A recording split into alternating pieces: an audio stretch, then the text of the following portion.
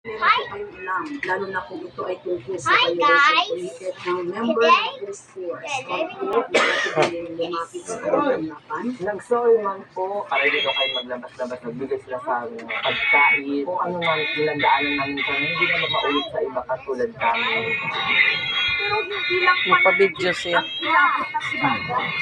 Tusok ito sa iyo, mata ang kaliwang mata na tinusok ng matulis na bagay.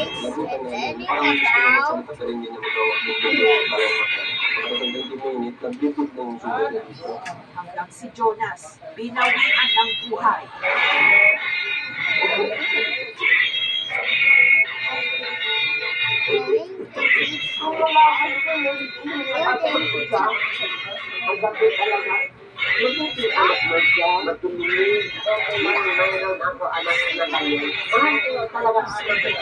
Habang wala pang sabina ang mga suspect nakapagpiyansa.